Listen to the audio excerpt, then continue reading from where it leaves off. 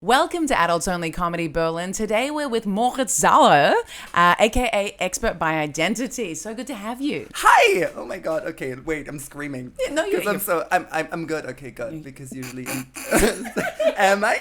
I'm already immediately like a bully child. Am I too much? Am I? What's happening? No, you're perfect. I'm really excited. I'm so glad that you.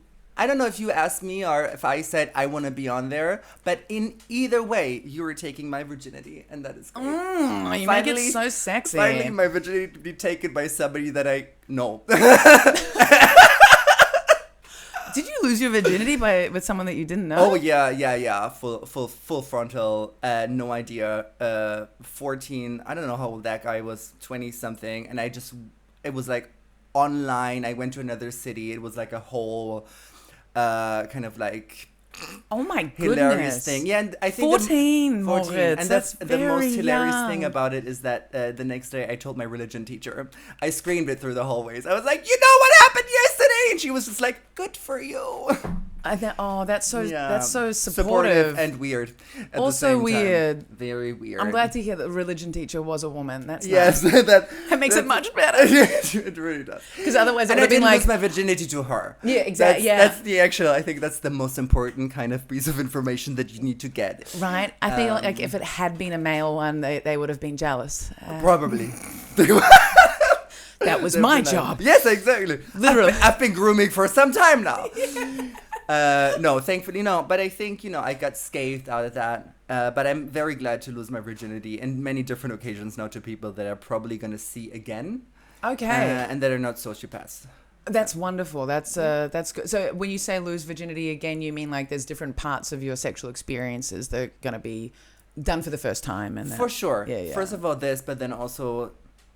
this is potty training, podcast training. Potty training. I think this might be the name of the episode. I love that. Let's see how many other pee and poo references we can make throughout, and we'll see how we go. Oh, one thing, Practical Magic. I want to talk about that stuff like the that, movie. But later. Yeah. We can talk about that later because there's another P. Hocus Pocus. Hocus also, Pocus. Yeah. Superman. Yeah.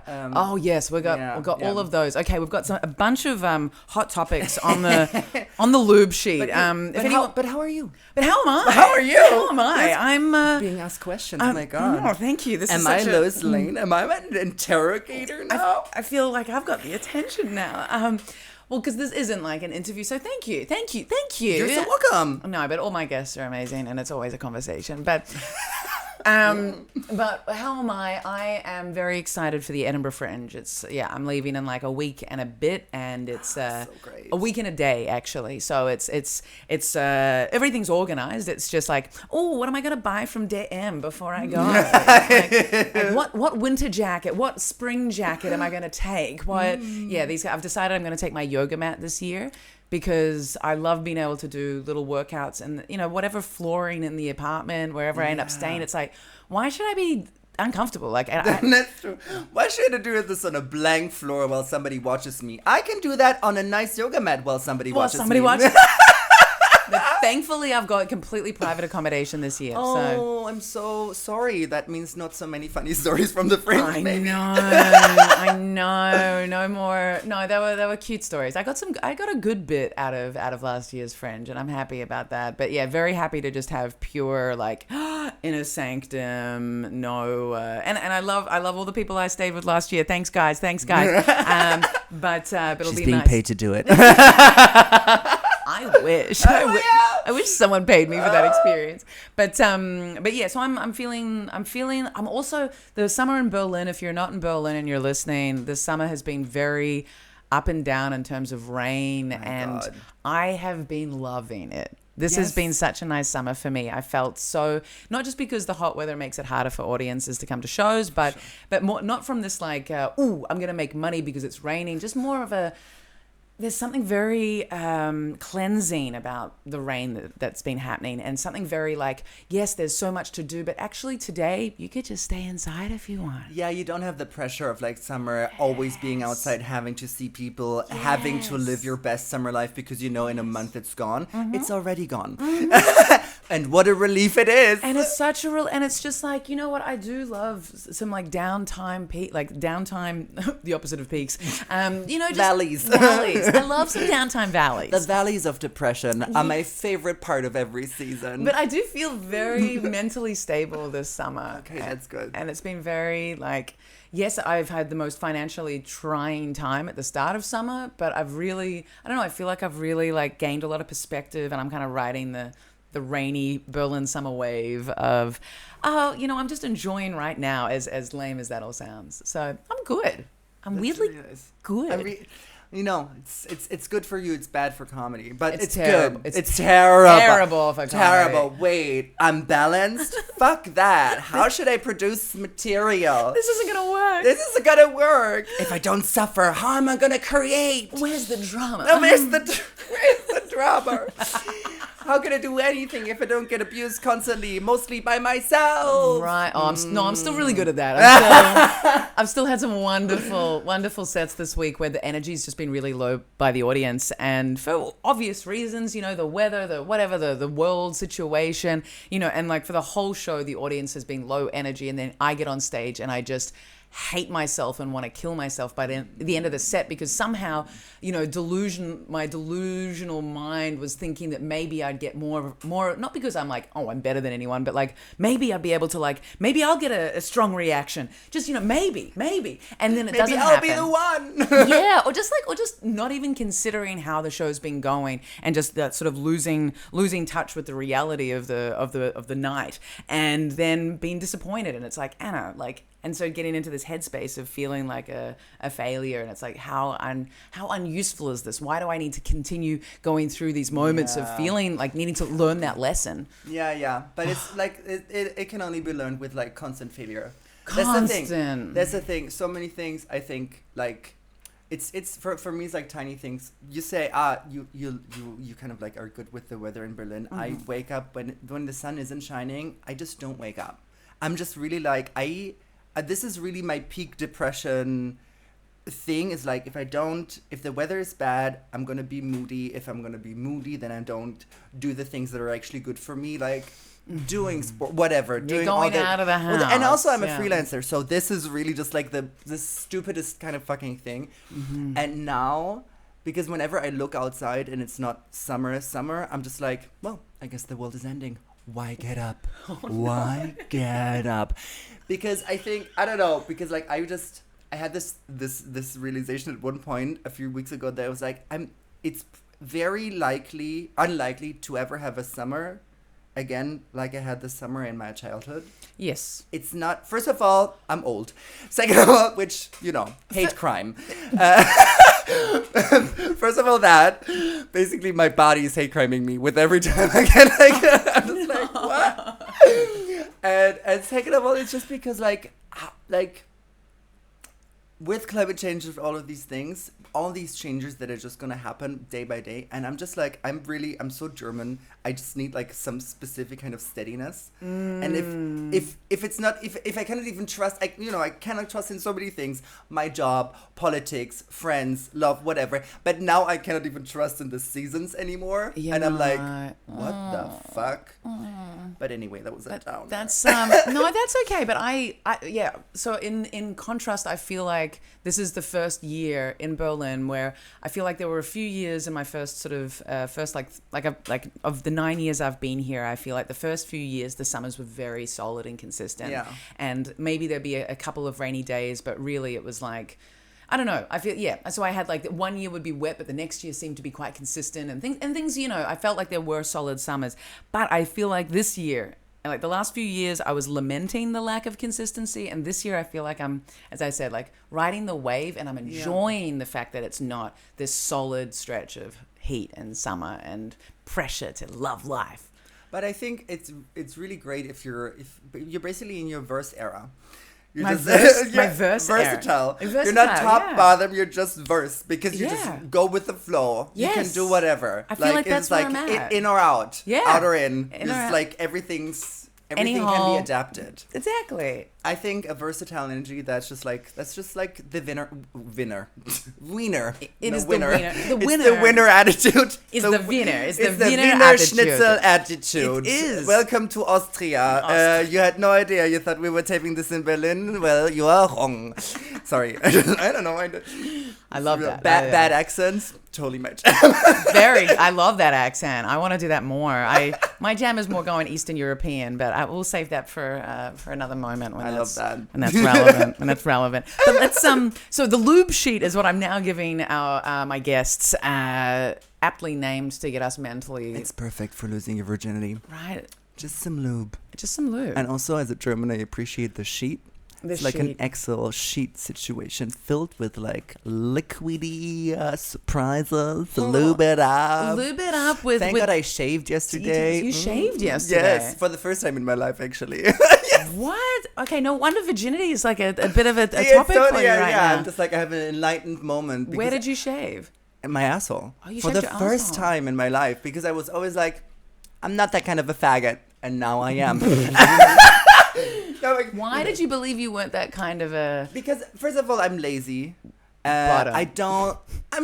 I'm a very active bottom, but I'm lazy when it comes to specific things. And I'm always just like, because I'm a bottom, I'm supposed to what? Like, shave all my body hair? That's really weird for me. I like my body hair. I have this great bit where I say, I'm a hairy femme fairy.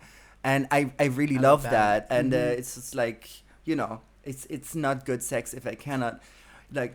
put my pubic hair together with the guy who's still inside of me so he can't leave. That is really... I love that but I always kind of and I had this joke that I put it to my dad. It's just like, I have a stoner dad. And so, I know how to roll perfect joints, but he never showed me how to shave. So the fact that I still have a hairy asshole is my dad's fault. And now, because I recently met my parents and I realized, they're getting older. They're also going to die at one point. I realized, I need to do things my dad didn't show me. And so I shaved my asshole. I love that.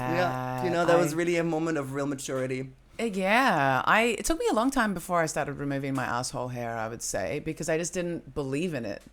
Yeah, but that's for me that you didn't believe it existed? Kind of, almost. Like I was sort of it was like I would go so far back, but I've never shaved that area. From a very young age, I got an epilator because I shaved my legs, I think, sort of was from like age of 12 to 13. And I was like, my hair growth is far too thick for this to be sustainable. Like I'm going to have a man's 5 o'clock shadow on my legs by the time I'm 16. So... At 14, I was like, my mom was going to the mall and I was like, Mom, here's like 100 and here's all my money. Please buy me an epilator. Like these things, like and also I experimented with waxing, but my skin always has a very strong reaction to hot wax. It like really gets quite inflamed and it stays very red for like a day. And it's like, that's not, you can't go out no, like that's that. not feasible. No, like I used to get my mustache waxed as a 12, 13-year-old because my brother made me so self-conscious of it. And I would be so red that I would want to... Fuck your brother, by the way. Fuck my brother, right? Fuck your brother. No, he I was love just him. I jealous, love him. just jealous that he didn't have the hair growth you had. Totally. That's just it. This is why all men bully women who have like a small mustache because they're so emasculated by that. Right. It's just like, come on, baby, get a grip. If you want to... glue your pubic hair, but leave that woman alone. Well, my brother's a bit ginger, and I sort of take after more my dad's side, which is more like a bit more of the Croatian background. So I've got like the dark hair growth. That thick. Yeah, I got that thick roots, Mediterranean, seal fur cover. And are there seals in the Mediterranean? I don't know, but I hope so. I don't think so. Seals? Yeah. Like the ones you clone. The ones that kill? It's more northern. Yeah, they need colder waters, don't they? No. I'm a Mediterranean seal, though. Lazy on a stone. Yeah, in the sun. It's like frying up. Yeah. With a big sunburn on the belly. Yeah, exactly. But because I've got so much hair, it's kind of all right. But yeah, so the epilator, and I've been using the same epilator since I was 14, and I'm now 38, and it still fucking works. But it took me a long time to do my bikini line. It also has like a shaver attachment, but it took me a long time to do start to do the bikini line, and then for that bikini line to continue around my butthole area. And I've been doing it for probably since my mid-20s, a bit, but probably actually later. I think I stayed quite quite like trimmed bush Yeah. for most of my, until like middle to late 20s. I have to really say, I love a bush. Like, Yeah. I like not to, like, both of my parents not shaved at all. And I grew up in a very, like, my parents are like super like open with their bodies. Like my dad, but not only my dad would always walk around naked in the house, but my mom as well. I grew up like that too, Yeah. until my parents split up, and until like, and that kind of coincided with teenage years, which is probably a bit appropriate. But I still think it's really good to show your nakedness Yeah. around teenagers, because that's when they most need to Yeah. know. And also, that it's I okay. think it's great with teenagers, but also I live with this baby now, and like because I never did that, and with my two roommates, we had that conversation ages ago, where I was like, I just wanted to make sure that it's okay that I'm walking naked from the bathroom to my room, or are you going to be disturbed? And they were both like, relax, it's fine, we've seen. Oh, that's fantastic. And so now I do it with the baby as well. Like it was the second birthday yesterday. So sweet, so sweet. 2 is such a great age. And now it's really just like, whenever I do that and Yona is around, it's just like Nucky Die. It's just like naked body, and he's so excited. And like, and then sometimes he just really comes into my room, just like looks, and she's like, butt. Penis. And I'm just like, yes, this is my penis. Yes, this is my butt. And he's always so excited. And I think this kind of like freedom there's something really positive about it. Yes. But my parents, they just had like these hairy bodies. I never, like, I mean, the 2000 fashion really killed body hair.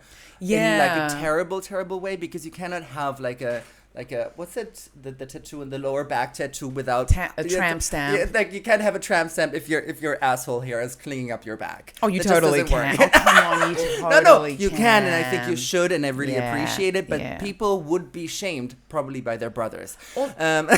Exactly. But also just like the low pants. Which is the actual problem, brothers. It's just brothers. Brothers are always the issue, and all the different interpretations of that word. But like the hipster, super low pants of the 90s, it was almost like, because fashion dropped the pant lines so far down, I think for social appropriateness, people had to start removing their body hair, because if you can see people's pubes, then you're seeing too much. Yeah, but I think, this is what I've been thinking about now, because it comes back so much, and I hate it because I think it's ugly, but also I'm participating because I want validation. What's ugly? Like the low, the pants that I have, I bought them, and then I realized, I have to wear them low, so I do. But because I have the body hair and I also have like pubic hair, I'm gonna show everybody my pubic hair at this point, because I'm shaving my asshole just as an experiment in a way of like self-determination and being a grown-up and whatever. And trying things, for sure.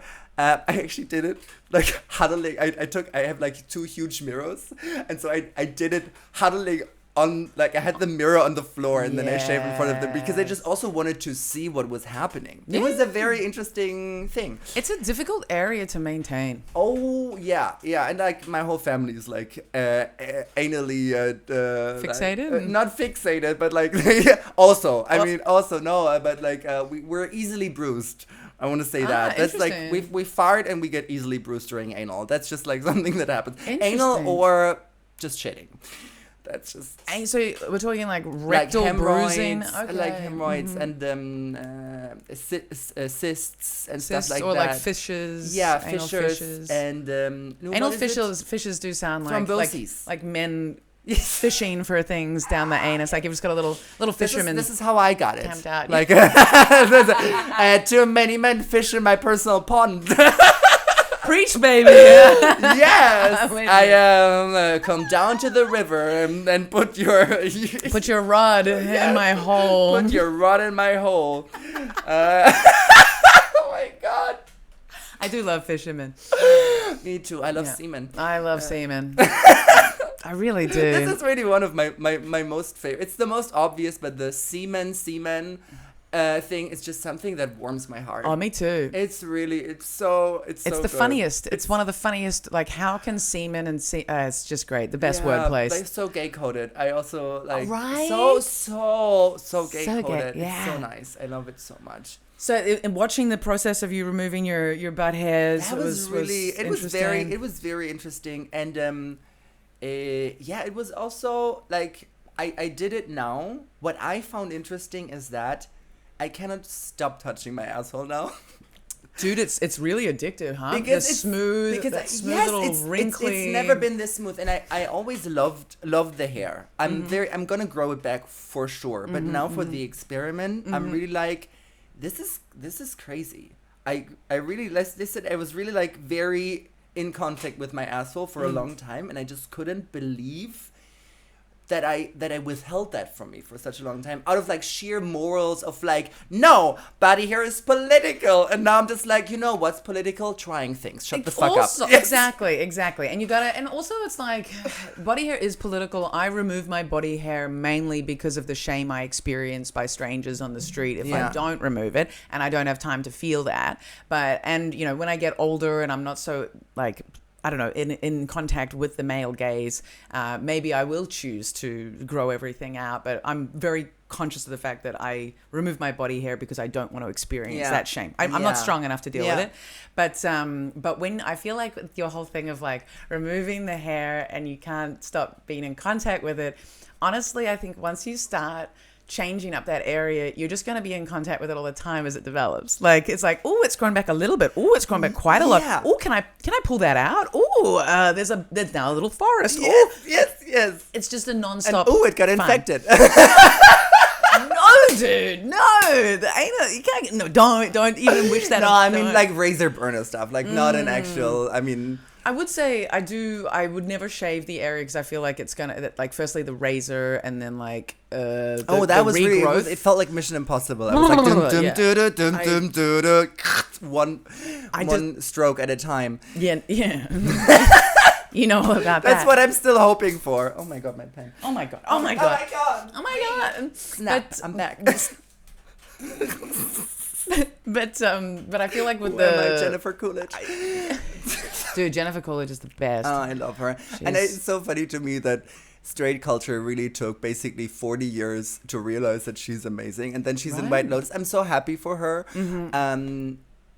Probably it's not great for her psyche because she's always been a little bit next to her shoes.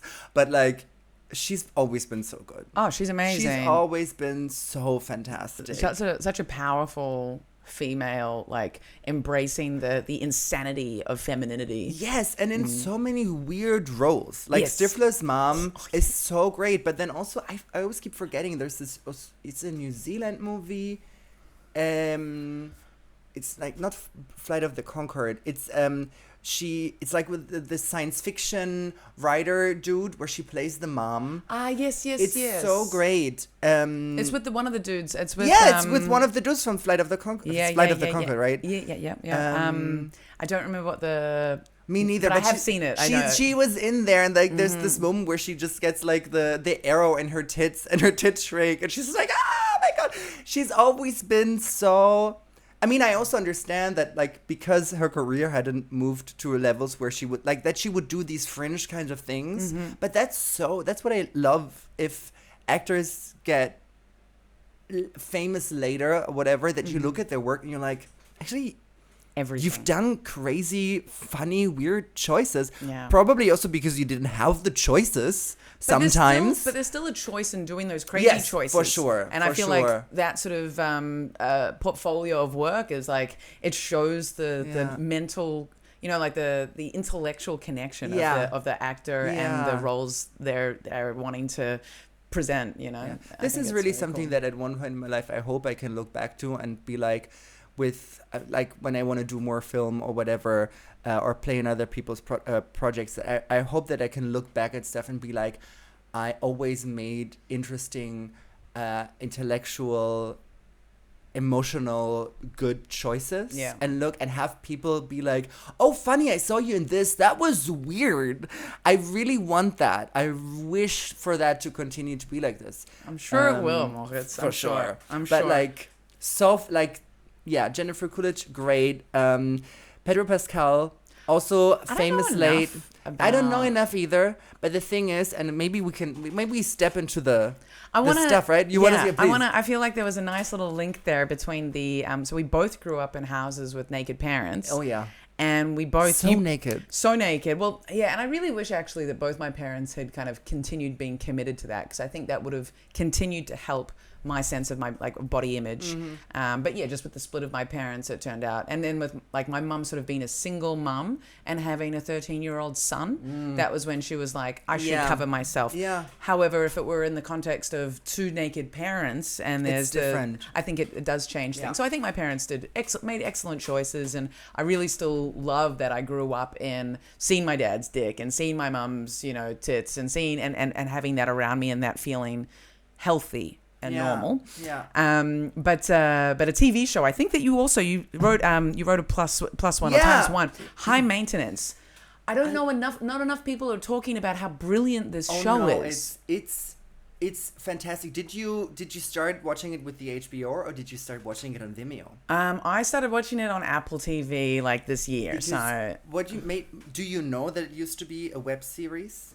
I don't know any of the history of it. I've just watched it from the start. Honestly, it's so great because I think I want to say, I'm probably wrong, but I think in 2014 maybe-ish, I forgot their names, the two producers. You're right, like there's Ben Sinclair and I don't know Katja Blichfeld. I think. Yeah, I think I've seen the name. And they did what and so many people do is just like, we're just gonna create a show with our friends, and they put all of this. It was episodes of like 3 to 6 minutes, and they put those on Vimeo for free. Now you cannot look them up anymore, but this is how I first got in contact with them, and they were so brilliant, always, and just the insanity. It's so simple. The premise, because you just have this one dude, for those of you who don't know, get educated. But for those of you who don't know, like it's about this dude who's called the Guy. Yeah. And he's a weed dealer, and he goes through like New York apartments, brings people weed. But the gag is that the show is not necessarily about him. It's about the people he delivers weed to, and that's the dramaturgical. It's also in the grand scheme. It's in the end. It's also because you always get details of like him and his life slowly.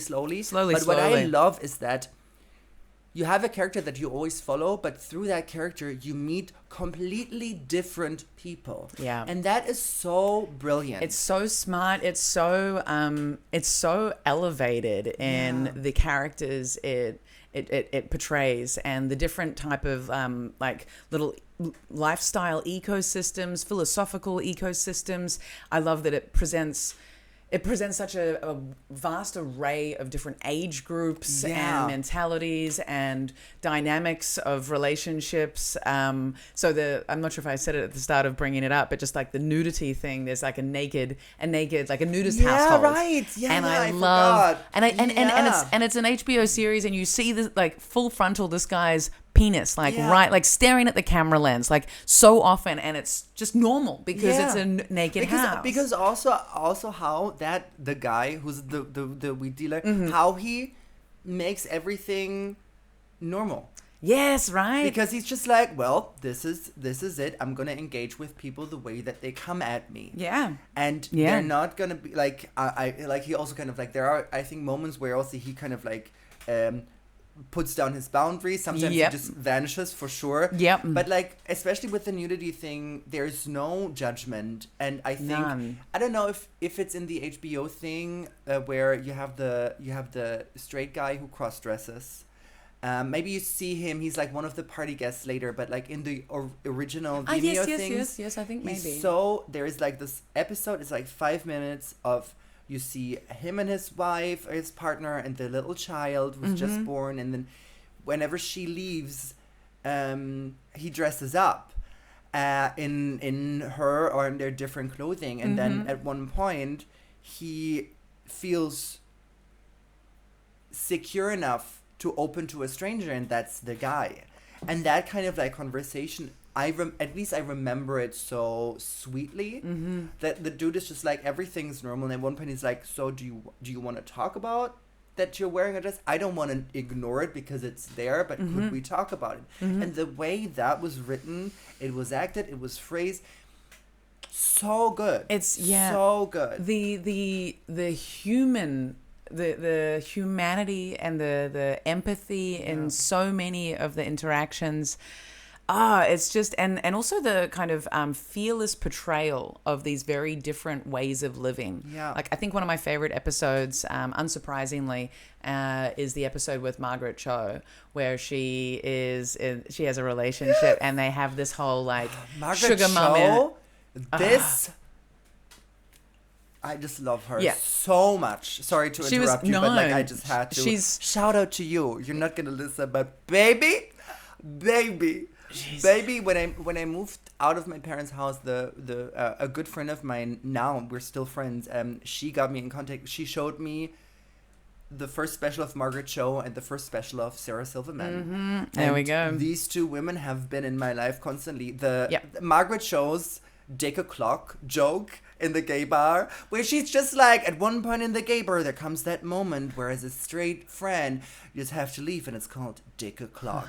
And to this day, I say Dick O'Clock like all the time, because it's just like because she's so right. Yeah. It's so scary that like at one point, this is where I usually also leave, because I'm like, I can't. It's too much. I'm a good slut on like apps, but like not in real life interaction. I'm a prude. Oh, okay. But like Margaret Cho's so great. But she was one of the first, up there with Sarah Silverman, just this absolute like trailblazer, fearless, addressing things in such an impressive, original, and fearless way. But that episode, I love the exploration of this dynamic of younger, older partners, and this whole thing of kind of sugar mummy, sugar daddy vibe, playing with the power roles, with money, with sex favors, and just like keeping the sex alive not keeping the sex alive, but just being sexually curious, even in a very established relationship, and pushing things, and that being this kind of, and it was just so relatable on so many levels, and I've never seen anything like that being presented, and with so much comedy as well, and then, just like sad topics as well, like sick children, or, people dying, or people, just it's so funny, it's brilliant, and it touches on political things in a way that's in no way. Oh my God, do you remember the episode? Is it there? Is it in the HBO, or is it before? The episode where you have the threesome, you watch the threesome? Yes! And you see these people really just fucking, and they're having such a great time. Yeah. And they have their phones off. And then at one point they order the guy to come over, and the guy comes, and he's just like, "Oh, you've been here all the time? Well, it's exactly what I would be doing if I could." And they're like, "Why? What the?" And he's like, "You didn't read the news?" And it's the day Trump got elected, and they just missed it. What's so brilliant about that episode is, and in the whole series, it's political, but they never once give Trump the benefit of advertising his name. Not at all. They No. never It's so smart. I'm sorry that I didn't. his Please bleep name. it. Bleep the ump. Because it's like I have, and I think so many of us have just been so exhausted. Like with his first term in office, it became very quick that I didn't want to hear his name ever in another comedy space, in another like personal conversation. You make him just bigger. You make him bigger, and then you get cancelled. You see, Steve Colbert.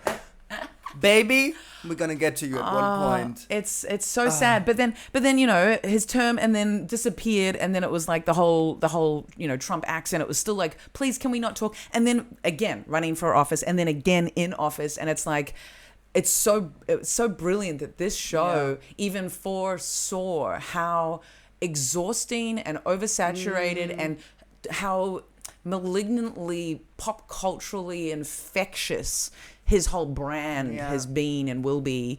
So, I think High Maintenance is just pay Apple for it. It's just such a beautiful, free, funny, real TV show. Yeah. And Ben Sinclair and Katia Blichfeld, please just make it possible that people can see the first episodes that you had on Vimeo. Yeah. Just make them, if it's possible for you to just put them out for free, just do it. Or put them anywhere you can pay for it. Because to me, this was really like the starting point to something where I still have that dream of making a TV show at one point. And I want something that I want to use this this framework of you have this one person that you follow, but through that person you meet different people. Yeah. Because I think that is just because you always have an anchor, and then you dive into different realities, and that is so well done. Yeah, really. I'd say for like format wise, obviously everything is I would say it's a perfect TV show. But format wise, I think that, and then there's another TV show called Dave, which I talked about in I think my last pod ep. It's like dude with a big dick. Little Dicky. Little Dicky. Little Dicky. Little Dicky.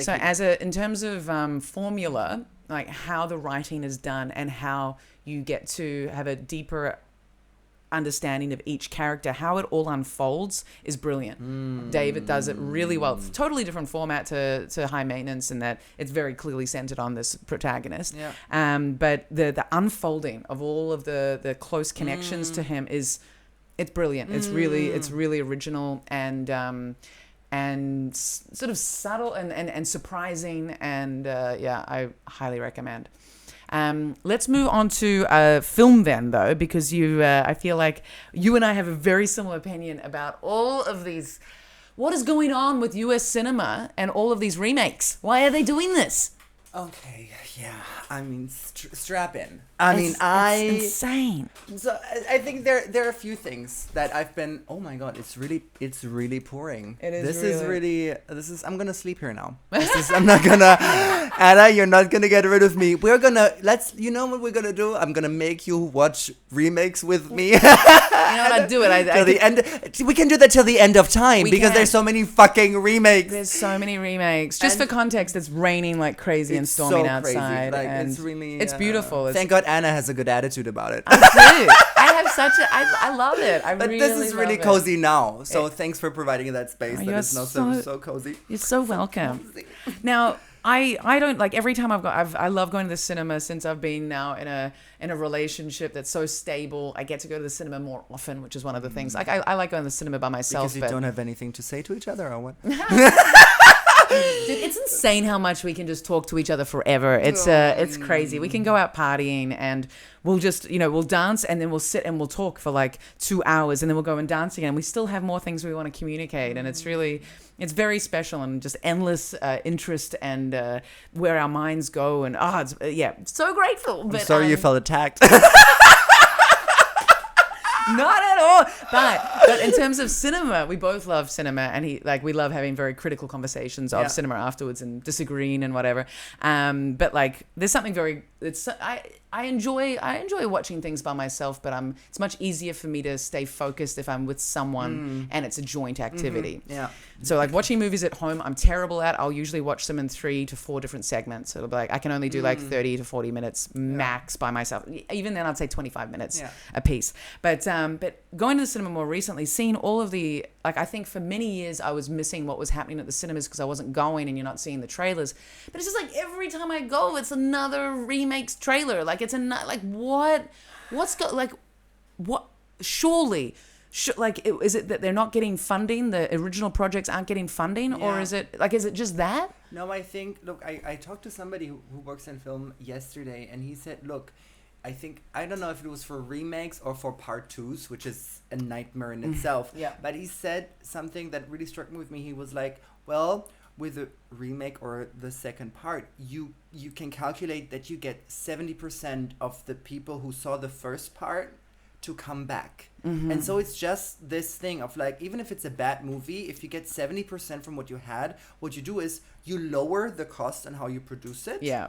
And then you try to make more money with it. Yeah. And that to me is it's infuriating on so many levels, but I think especially because I feel it's so fucking short-sighted in a way of like, the way that now everything feels like because what are we gonna get? We're gonna get like The Devil Wears Prada 2, Practical Magic 2. We had Hocus Pocus 2. Like, and these are the queer ones where I'm like, well, okay, whatever. But then you get, I don't know. Like, how many Spider-Man or Superman movies do we need?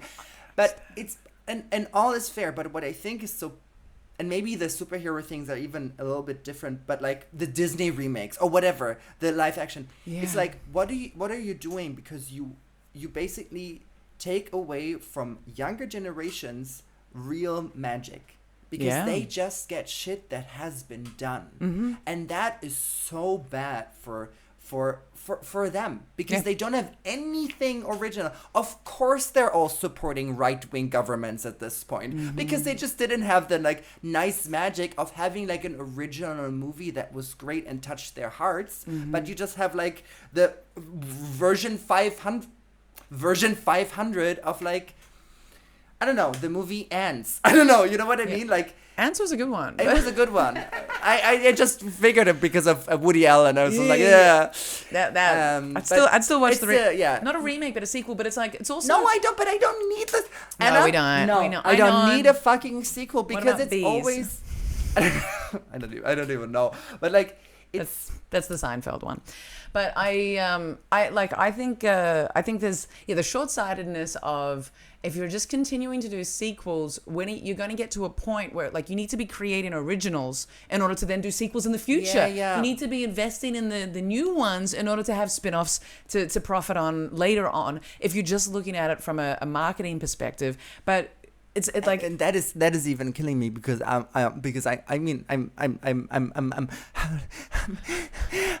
marketing, because I was in an acting school at one point in my life, so I'm always just like, but what about the art? No, that's first and foremost. Bring it back before we're looking at sequels for the future. Why is cinema becoming about profitability? Like, I mean, I think one thing we have to see is that it always was about profitability. Sure. For sure. But what happens is that now you either do a small independent movie without any funding, or you have to produce a blockbuster movie that is done with CGI, and then that has like a marketing, advertising of $1 billion, which is another thing I want to talk about. Press tours are fucking killing me, because I don't want any of it. I don't want any of it. But so you don't have the money for the middle thing. You don't produce okay budgeted movies that get a release and that have the possibility to tell you a story that doesn't have to be like foreseeable. Put in an Excel sheet, whatever. And from a perspective of like somebody who also writes, I'm like, I understand that a specific kind of consumability of media is important, because for a lot of people it's also very difficult.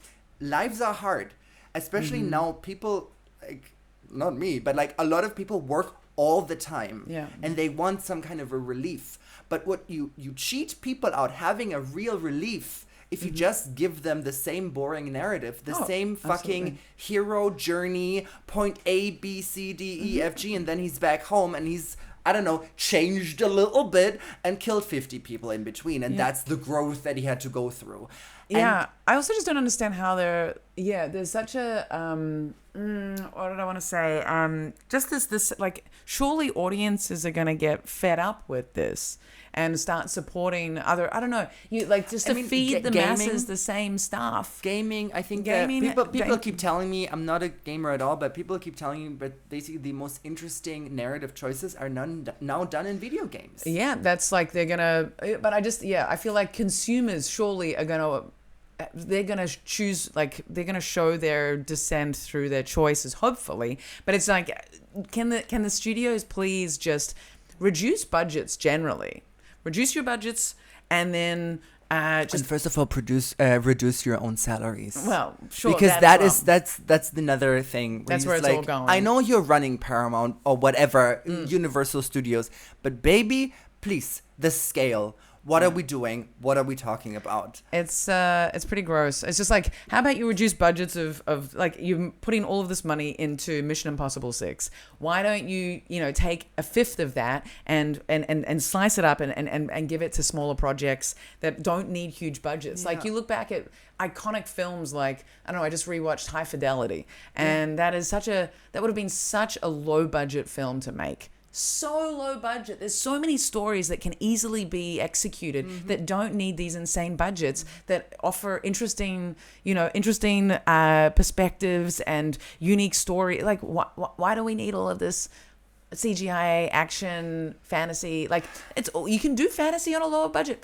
Also, I want to say I've been doing a lot of like 1980s revival of like horror films like Fright Night and The Fly. Have you seen The Fly? No, I've never seen Oh, The Fly. please see The Fly. It's Jeff Goldblum's greatest work. Oh, then I'm definitely going to see it. I had no idea. It's in my top 10 favorite movies now. Yeah. It's so good. And I love the 1980s like makeup sort of special effects. Yeah. Oh, why? Yeah. Like, sure, it's expensive, but so is like good CGI. Like, why aren't we not doing that? Most of the time, it's bad CGI. Yeah. Oh, terrible. It's terrible CGI. Yeah. Bring It's back like, Harry Potter. What are you doing? Was actually, fit the CGI to the scene. Don't be doing this like why? same CGI over everything. No, it doesn't fucking. It doesn't do anything. No. That's the thing, and I think it's so. I think right now, maybe I'm wrong, but because I'm not in advertising, and also I'm just a faggot with an opinion. But Aren't we all? Aren't we all at this point? But like, I think everybody. If I feel like most big movies, the producers know that it's trash. Oh yeah. And so they put so much money on press tours. Yeah. It happened with Barbie. Barbie was an okay movie. It was okay. It was okay. It was But the okay. only thing that made it big was that they gave them, triple the amount of money they had for the production for the advertising. Yeah, absolutely. Which is, I'm grateful for Greta Gerwig, because it also shows that if you advertise female directors the same way that you advertise male directors, they can also land a hit. I Yeah. get it. It makes sense. But I want to slit my wrists every time I open Instagram or YouTube or anything, and I just get these pseudo-authentic videos of actors who are promoting something, and it's just cut into their funniest, oh, look, they don't have media training. I'm like, I don't care. Because by now, even without having seen Superman, Jurassic Park, I don't know, whatever is going on right now, yeah. I have seen more advertising videos in length than the whole movie. And I don't want it. This is not what I'm looking for. Yeah. Like, what is so annoying and disgusting to me is that at this point, whatever you call art is used to create content. Oh yeah. And I hate that because it doesn't. And you know what? That's interesting, though, because that kind of loops back around to the whole cancellation of the Late Show. It's called The Late Show, the one that Stephen Colbert's show is being cancelled. And then also After Midnight. But I thought, just a question, I thought After Midnight was canceled because Taylor Tomlinson didn't want to do it anymore. Yeah, I actually have read the same thing, which is kind of annoying. Which I'm like, come on, Taylor. I was also, but I mean, you know what? I'm going to say one thing. Taylor, fuck you. But also, good for you. No, really good for you, because it's like, okay, just because you have a job that you would have never thought you wanted to do, you get the possibility of doing. Yeah. She did it, what, 2 or 3 years? Something like this. Maybe, yeah. She did it. Yeah. She did a great job, Yeah. I think. Because I didn't mind getting I don't know, my algorithm just knows I'm a faggot. It's just like giving me this kind of like content all the time. And I wasn't mad because I just like the format very much. It's good that she decided that she didn't want to do it. Yeah. It's annoying somehow that then they canceled the whole thing. That's my because issue I was with like, it. give that to a woman of color and have her do that. Yeah. Give her the same writers, have her, Totally, have just her own spin. Why not just give it to another female, like having a female late night host is amazing. And that also format calling was it so late interesting. Night host because it's like it's like a game show situation. Yeah. They always said it's like a late night hosting. It's true, but it's not. Nobody was ready for her to take Colbert's place. You know what I mean? Yeah, I mean, I know that he was responsible for all of this, but Yeah. like it's not the same. It's like. It's not the same as a late night It's host. like not Chelsea but it's Handler having her close. own talk show, late night talk show. That's what I mean. Yeah. But I feel like I loved it. I loved it. I was really sad. I just wish they would keep the place Yes. for it and have another female taking Taylor's position and still having that format and developing it, because and it really shows for Taylor Tomlinson that therapy actually works. Yeah, right. Because you don't people please. She doesn't. She really was like, I'm just gonna stop because this is not what I want to do. And I heard it and I was like, good for you. Yeah. Fuck yeah. Yeah. I still want to say I'm gonna miss the show because the interactions with the comedians, the fact that you gave comedians this specific platform was really nice. Also, her monologues were fantastic. Her monologues, the moment she dared to start doing monologues. Yeah. I can diction. Oh, yeah, you can. I got diction. Oh, you got diction. Dick, Get ready for your own monologue. I was really in. Yeah. Because then you get the perspective. Mm-hmm.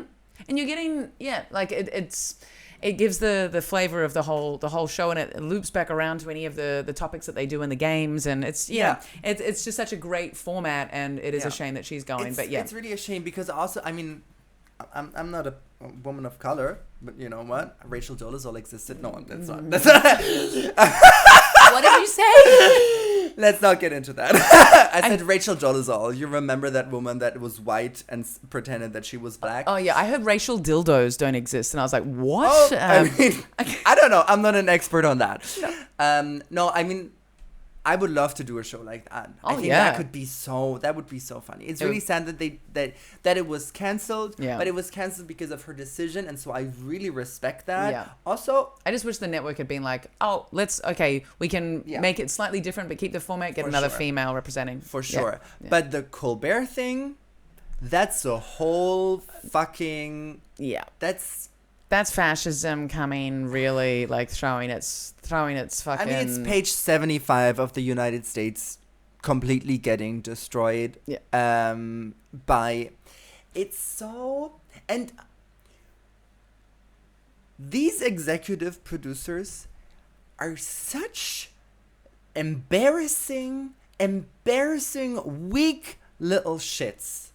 Because, like, the whole... because you could also say, no... That means you would have a fight with the U.S. government. Yeah. But that's the thing about like media producers on that executive level. Mm-hmm. They just grip to power and don't take a stand because they know media in any way kind of like it kind of always it's always going to be around.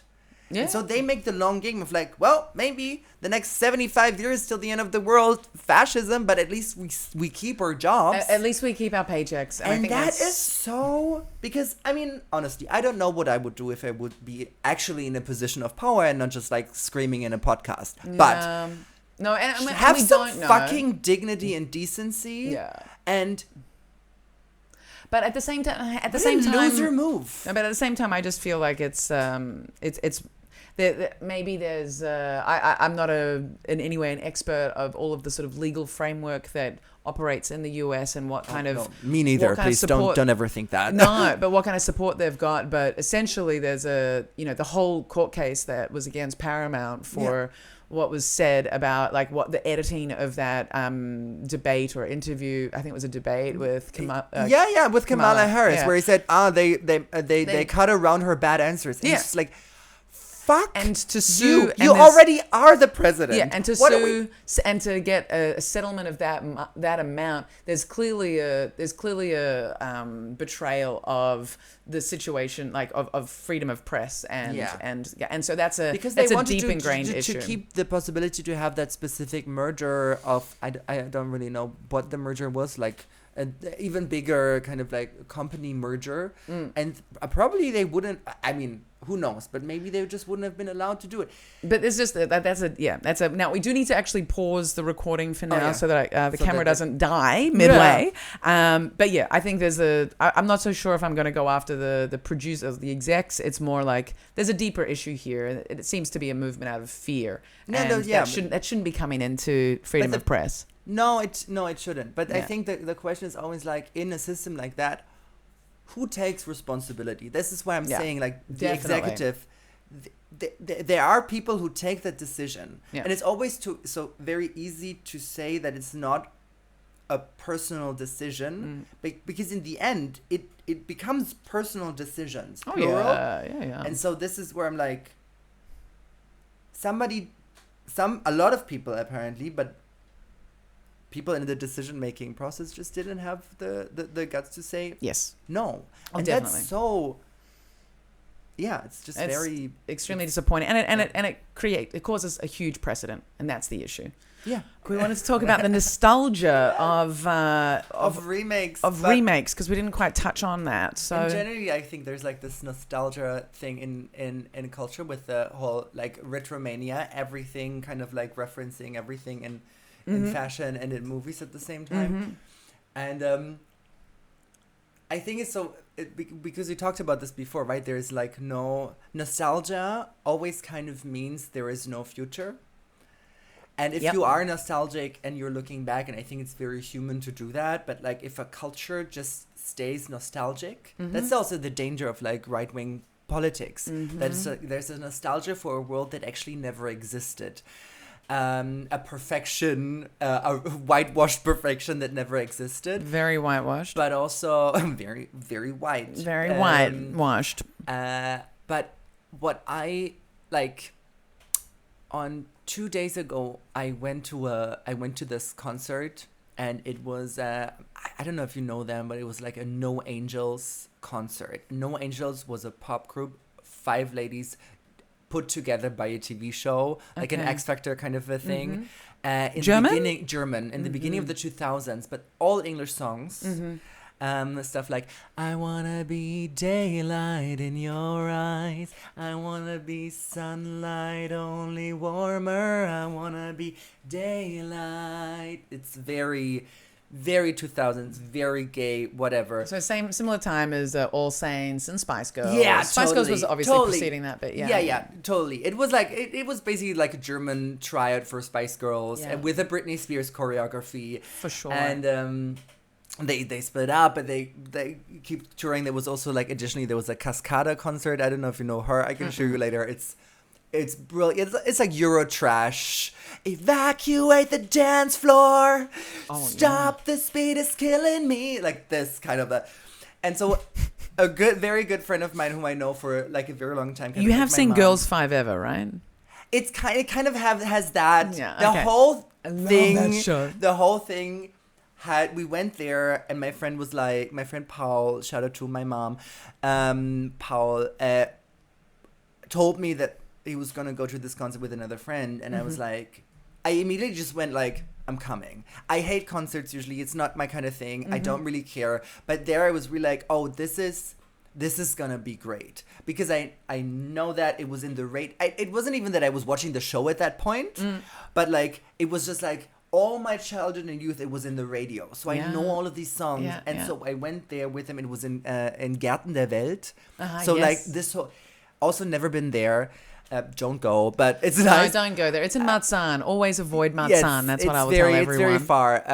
But we went there, and I didn't know, but like there was this huge sign. It just said 2000s Music Festival. And then I realized I'm one of those people now who usually you make fun of people who go to like 80s and 90s parties because it's kind of like the son of their youth. And all of a sudden, little old me with my 3? I keep forgetting how old I am. I think I'm 32. 32? I don't know. 32. You'd remember 33. It's the Jesus era. You have to... I'm not in my Jesus era yet. Not yet, baby. But little old me being there, and I was shocked because I was like, oh my God. I'm one of them. I'm one of those. I'm like people. Oh my God. Yeah. But it was so fun. Well, and that's that was good. It was good. I mean, the audience, it's debatable. But but I saw stuff that I forgot existed, like, you know, like tramp stamps on the front of your body, stuff like that. People like really brought out there. It was on the one hand, it was like the gayest event ever. Yeah. But on the other hand, it was the straightest event ever because like it was like all these middle-aged people coming over because it's like an event because pop music unites everybody, even the people that bullied you. Yeah. And it was like, it was this weird thing of like, oh my God, this is so terrible because I'm reminded of like how terrible this time was. And like, also the pop era, that kind of like non-existent feminism was really terrible and bad. But at the same time, it was like, I just want to empower myself with the music that was like like playing while I was like shoved into a locker room kind of situation. Yeah. And now I'm this grown person and I'm just like taking it's like Take Back the Night. It's like Take Back pop music from the 2000s. Yeah, That's how yeah. I felt. I was really like and they were giving it all. They it were. was really like and all the time I kept thinking, good for you. Good for you guys. This is you because you don't need to do it, but you do it because you love it. Well, you don't know if they don't need No, to do I it. think like one of the they used to be 5, now they're 4, and one of them, my friend told me, she's now a billionaire because she just inherited from her father. So one of the 4 is definitely just doing it because she For the fucking fun. loves it. That's and she was also the beautiful. most. She's the lesbian of the group, like yes. small red hair Lucy, just being like, so good. Speaking of lesbians, I was told that recently. That there was like a lesbian love affair within the Spice Girls. I wasn't even aware of. I didn't know that. Wait, who was it? It was Baby and Jerry, right? Was it Baby and Jerry? I heard it was Baby and Mel Mel B. B. It was Mel B, of course. Yeah. Scary and Baby. Yeah. Which I love that. I love that. It is so interesting reconnecting with things from a part of your life that was so full of pain. And I recently reconnected with something. I can't remember what it was. I'm remembering lying in bed and just thinking, oh, that's right. Okay. So I was having this conversation where like could it be one of those like not simulation theories, but like one of the fears you could have is that you wake up and everything that your life has currently been is just a dream. Yeah. And I mean, with the political climate, great. Well, yeah, you'd hope so, Get me right? back some point. However, it depends on what point you're waking back up at. And I remember, like, I was thinking, imagine waking up at the worst part of your childhood or teen years. And so I was having this 14. conversation. Yeah. And I was just like, oh my God, the lack of self-love, the lack of validation that I was getting from anyone around me, the breakdown of my parents, the lack of genuine friends, my discomfort in my body, all the interactions I was having with my dad's partner, like all of this just horrible, like the cripplingness of vulnerability and insecurity. Oh my God, that would just be the worst. Yeah. But yeah, so that connects with that. But I was just going to say, on the topic of nostalgia, I feel like there's one thing that I cannot do, and that is watch high school movies. And I feel like the US has this absolute fixation genre on this era. Fixation with their high school. And it seems like it's symptomatic of the whole culture being stuck in this nostalgia for what could have been and what would have been this perfect future, and it seems like a symptom of a very deep sickness. Yeah, and I can't handle sickness watching of youth. that stuff. I think that there's like a Why is my doorbell ringing? Well, who could it be? I don't believe we're expecting anything, so that means I'm going to ignore them. Okay, good. Yeah. I love that. That's me good. too. Yeah. It's my prerogative. I've received all the packages. Put that box in front of my door and leave. Well, we haven't ordered anything, so fuck them.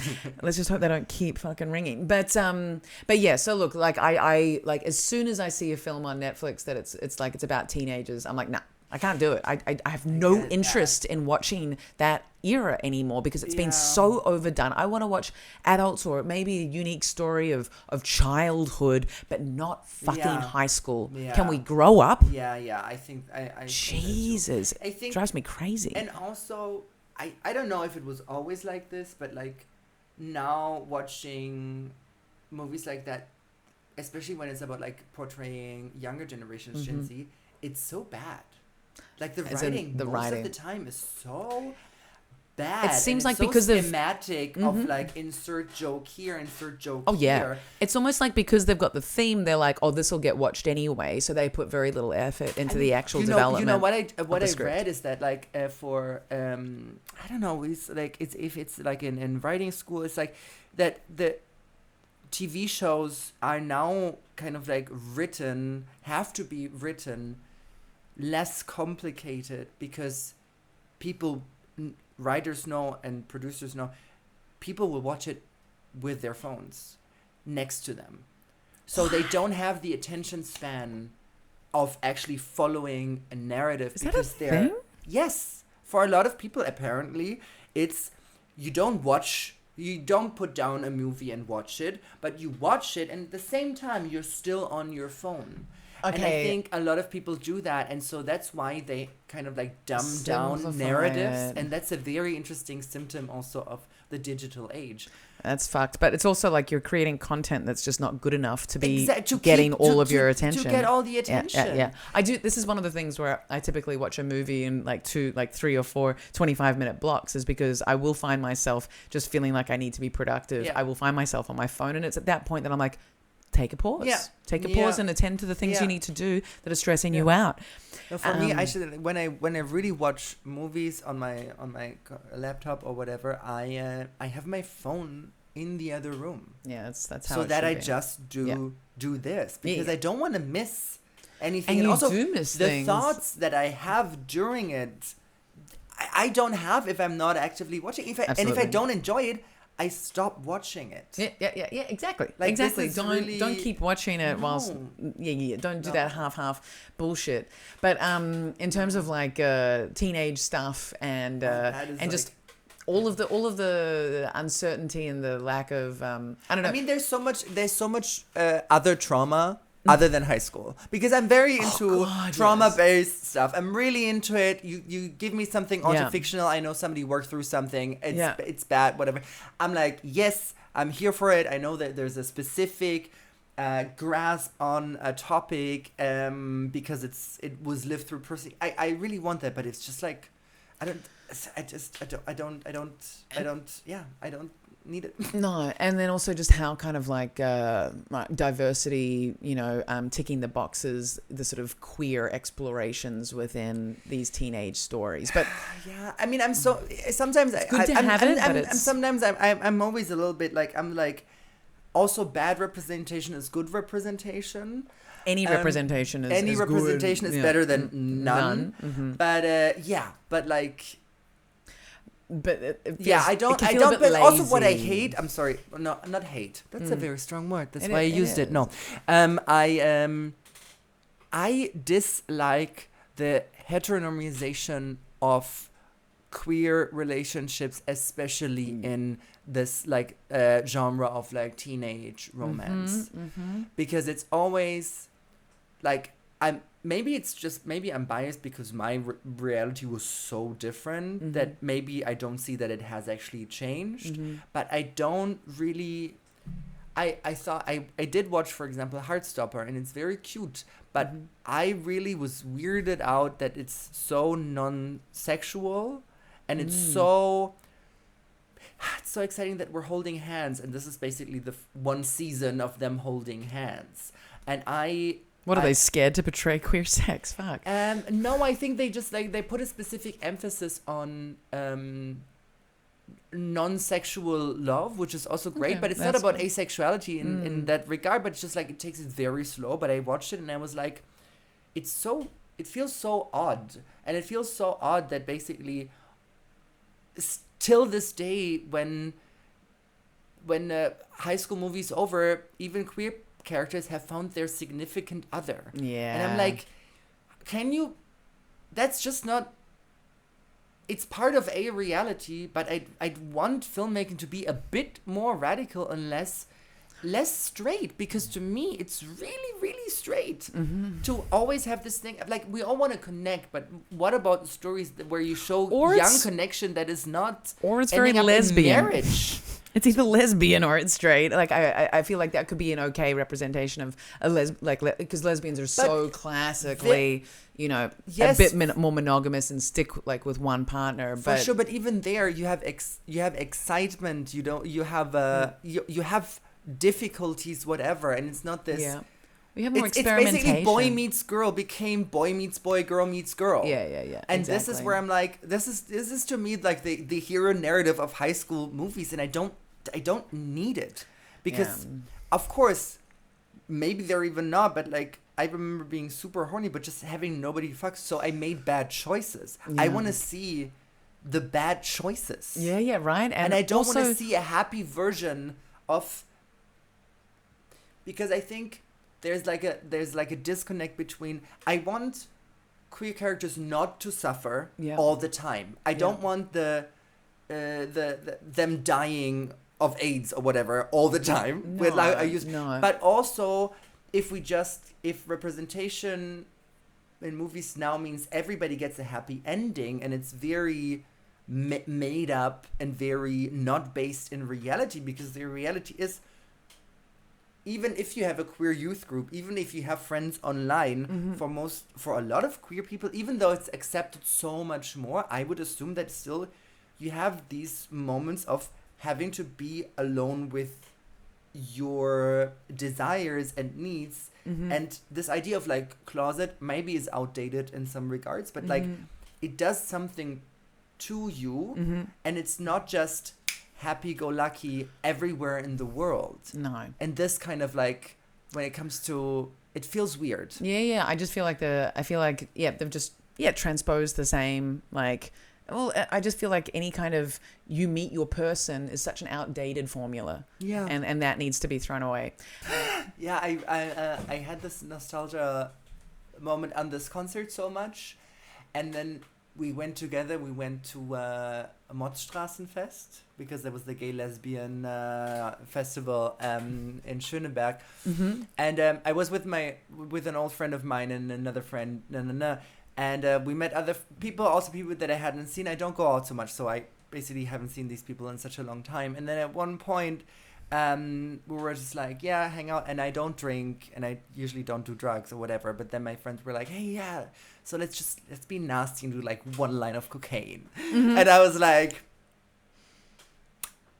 once a year is fine. And then like outside, totally. I'm very pro drugs and everything. It's just that I usually just don't do it, because I don't, if I would have it around, I take it all the time, so I just don't have it around. Smart. And so we took that line, like a regular Coke line, like this kind of like thin but like long and nice. Okay, that looked pretty long. That looked like a hand span. Like, no, this right. Okay, that's okay. It's solid. Yeah. And I was like showing somebody, like right after, I was like, oh, this is going to be exciting. It's like, for me, it's basically like drinking a double espresso or something. Absolutely. Like, and so I immediately turned to somebody and be like, let me show you these dance moves that I did, and all of a sudden I'm just like, that, something's weird. And then my friend comes, it's like, Moritz, I'm so sorry. We mixed it up. We just all did ketamine. And that's quite a lot of ketamine. And that was a lot of... And thank God I was completely sober. Yes. And so... But the thing was really... Our all reaction was just like... Okay. And then we just sat down on the floor at Motzstraßenfest. Everybody walking by. Just being like... All right.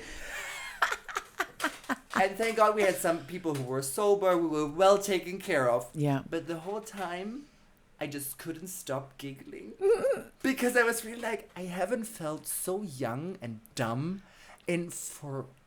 It's so nice, It isn't was so, because in my mind, I was like, okay, I've done ketamine years ago. It's not my favorite thing, but like, I knew I'm not gonna die. Yeah. Everything's gonna be fine. Yeah. You just experience this thing that you haven't experienced in such a long time. Yeah. And so I was just like there, kind of like wiggling around, being like, and the whole time next to my friend just being like, I love this.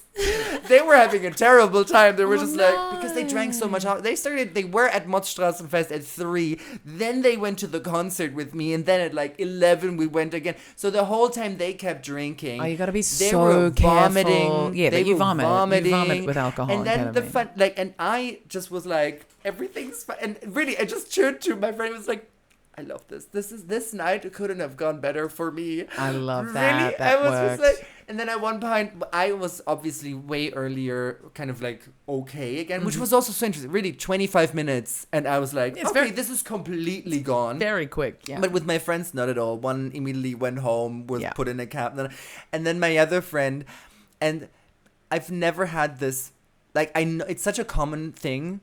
Of like taking care of your drunk friends is like taking care of a baby. Yes. But like, because I do take care of a baby now sometimes, yeah. I was stunned on how accurate it is, because it was just like, hey sweetie, where were you? I don't know. Where are we? We're at Motzstraßen. Where? Motzstraßenfest. Do you want a sip of water? Oh, okay. They need all the guidance. It was so funny. It was so hilarious. And then obviously it was like a very emotional moment because like, you always take care of me, blah, blah, blah. Like, so sweet. But like, yeah, there was this, I always love this line of like, young, dumb, and full of cum. Mm-hmm. And I changed it for myself because I realized I'm not that young anymore, so I'm just dumb and full of cum. But really I felt young, dumb, and full of ketamine. That was great. Oh, it was that's really, beautiful. it was so funny to me, really. I was concerned with how big that line was anyway, just with cocaine. And then when that's ketamine, like people can, but also ketamine affects people differently. Like I've got a friend who's like quite a like a broad, slim, but like lots of muscle, very tall gentleman. And he did some ketamine with another friend who's got a different build, but still like both solid men. And one of them didn't really feel that affected at all, and the sort of taller one was completely knocked out by it. And it can really, whereas like, and I've actually done some ketamine with that tall person before, and my tolerance is a bit high because it is my sort of main go-to drug. And so I can do You're a believer. I am a believer, and I can do like quite a solid amount and it not affect me crazily. And so, doing a line with him, it was like I gave him this. He was like, actually less. And I was like, okay, easy peasy. And I just put it into my line. And so my line ended up being this like big chunky one, and he had this tiny little one, and he still was quite affected by it. Yeah. And it's like, wow. That's so interesting. Now we have about 7 minutes left that we can chat on. So the other topic that we wanted to touch on was, let's talk for the last bit. Let's just talk about the whole ridiculous. Well, we brought some beautiful books. Let's just quickly highlight them. We can. I brought this. I don't know if people here who listen actually read German, but it's Uli Lust. Die Frau als Mensch, so the woman as a human. It's such a great name of a book. Yeah, it's right. And a lot of the historical things. Do you see the imagery here? The picture is amazing. For people just listening, it looks like some sort of cave people adventuring through the vulva. Yes. And it is gorgeous. And it's obviously like a historical graphic novel, graphic nonfiction exploration of women through history. Is that it? Yeah, very much. And I think one thing that I just love to highlight was that something that I learned because so for like 30,000 years of human existence, the most statues that were made were statues of the female body. I love that so much. And it's so funny because only basically, and of course there was like a ratio I learned from like 1 to 100. So one statue would be male, but never really male, mostly like animalistic, like animal body, male, whatever. And the rest, and 100 would be female statues.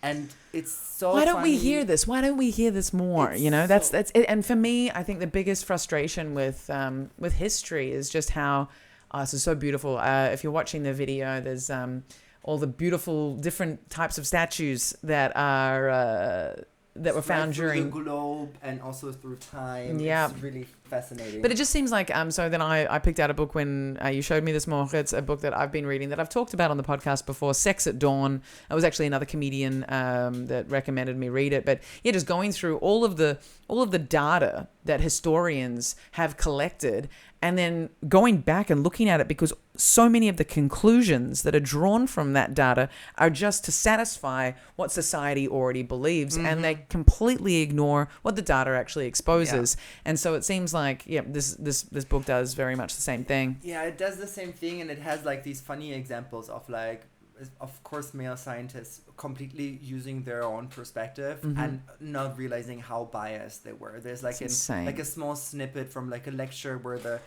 the lecturer is asked, so how come there were so many female statues in that time and so little male for like 30,000 years? And his answer is just like, well, because men were more important. It makes no sense. And it's just like, dude, if there's so many women and like women like there's so very often you just have these holding their breasts, and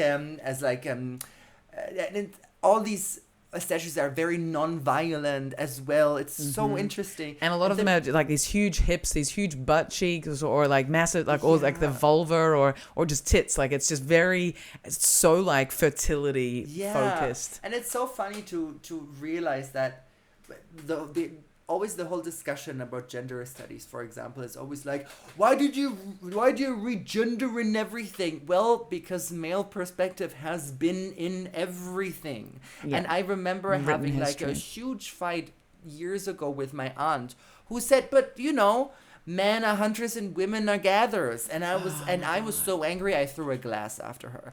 That was not me being my best self. No, that's not ideal. At all. But I bought this book because I been a bit too much of a hunter there. Aggression. And I bought this book and I read it, and I'm gonna give it to her now because I think it's so interesting, because she never learned that in school. Of course not. And also stuff like most people when anthropologists looked at like indigenous tribes, they kind of like only ask questions that would validate the preconceiving belief that men were the hunters. So what happened is that they actually, and that's so sweet also in the book, that they just talked to the men. And so, of course, when then, I think it was in the 90s, that then like a woman who was like part of a research team was just like, hey, why is that guy that we ask always also talking to his partner who's a woman? You're talking about when anthropologists spoke with like tribal communities, and they only ever spoke to the men in the tribes. And yes, exactly. And then also only in the 90s or something, they figured out that no, in native clan societies, men and women hunt together, but because it wasn't specifically asked when they were taken with hunters, only the men came with. And so it's so, I don't know, it's, to me, it's one of the books that I recently read where I was just like, oh, this is so, first of all, it's drawn beautifully, but second of all, it's so informative, it's so funny. And there's a lot about like women, but also in general about like how all of the so-called facts that we have from the past they're a narrative that we draw from conclusions from times that are so far away. And I said it before to you, I think to me it really feels like the way that it's looked at, it's basically like comedy, because you had a setup which was like a theory from one dude 1850 or whatever. It was like, that surely looks like a male hip bone, and drawing from these conclusions, now we are living in the gendered reality that is actually the joke. That is the furthest, most outrageous version of like a setup that was done hundreds and hundreds of years ago, of people who just it's just like a male perspective joke. It's basically the way that now we live, and all this right-wing bullshit of like, it was always this way. It's just, it's basically a joke gone wrong. Absolutely. It's a joke gone wrong and then, so like, many times. In terms of like women's roles in society, what Sex at Dawn focuses more on is the lie that humans are naturally monogamous creatures. Which is just which will lead into the last little bit that we want to talk about. Quick 5 minutes on the insanity. I feel like it's just so insane that this Coldplay concert has been, like, obviously it's fantastic marketing for Coldplay. First of all, I wanted to say, who goes to a Coldplay concert? I think that to me was the first thing. I was like, if he brings you to a Coldplay concert, you're in trouble. And I just love all of the sort of the reactionary memes of like, more, they're not hiding because they're cheating, they're hiding because they got caught at a Coldplay concert. Literally. Even though I have to say, I like growing up, I also listened to some Coldplay songs. I don't think they're that terrible, but it's just like fun to be like. Their first two albums were good, arguably good, and then it just became pop drivel. Exactly. But I actually ended up listening to what's the second album called? Science. Was it called Science? I think it was called Science. No, Rush of Blood to the Head. And it's only because I listened to it before you arrived, because we were talking about doing the little Coldplay little snippet of being caught at the concert. But it just seems so ludicrous that something has gained so much virality. and the whole cheating thing. It's like, it's really, who still cheats? Why don't you just open your relationship? I don't understand. the answer really is don't. CEOs. Yeah, but come on, dude. Like, really. It's just like how many, oh, It's God. like the rules are, if you cheat, you just don't cheat in public. Yeah, That's right? so It's dumb. so basic. It's really basic. But so he's basic. he's a CEO. He thought rules don't apply to him. Yeah, there we go. It's like, baby, come on. Capitalist privilege. Yeah. I got so much money. I'm going to take you to Coldplay. Yes, and nobody's gonna know. Yeah, It's just like, what? Because your dick is so big that we can hide behind it? What are you talking about? Doubt it. Yeah, But, totally. totally right. But, because that actually is a small dick move. Cheating in public is a small dick move. is it? I don't know. Yeah, because like you kind of like try to give your the other side like the rush of adrenaline that you're not gonna be able to give them in bed. True. Okay. That's just my personal opinion. Nicely explained. My opinion. I watched the Chris Martin, like the actual clip of what happened, and just Chris Martin on the guitar being like, and look at this lovely couple. Oh, maybe what's going on? Oh, are they cheating or are they just shy? And he fucking says it. I'm like, oh my God. And I'm wondering, I don't know. Because that's what you also immediately think. So like, why are you ducking away? Yeah. Like, but also at the same time with him like labeling it so quickly, it's like, woof, bold move. And then woof, I'm like, is this like the Trump assassination attempt? Was this set up? Like, did they want extra publicity for nowadays their tour? you don't know what's a marketing scheme anymore. Exactly. Really, yeah. Exactly. How much of this is this like coordinated, made to happen? But let's wrap it up. I've got to get ready for my show tonight. So where can people find you? It's on Instagram at Expert by Identity, and just get in contact with me. On the 29th of August, I'm gonna be in Zurich. I'm gonna perform my show Nice Bitch at the Theaterspektakel at the Central Stage.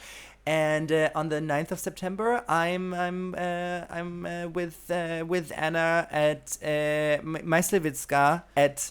What is it? 7? Mishlivska. I mean, honestly. At 7, I know. There's the slot is 8 till 9 p.m. 8 till 9 p.m. where I'm gonna do for a very long time coming my first special, Not Cool, and see how that's gonna go with the audiences. So I look forward to that. Yes! I look forward to that. It's been an absolute pleasure having you. Thank you so much. It was all mine. It was so lovely. And for all my listeners, I'm at AF Barros on Instagram, and come check out my shows if you're in Berlin. If you're in Edinburgh for the Fringe, come check me out. I got my 2 p.m. show and my 10 p.m. show, so hopefully see you there. And that has been Adults Only Comedy Berlin. Thank you so much and good night. Wow! Whoa.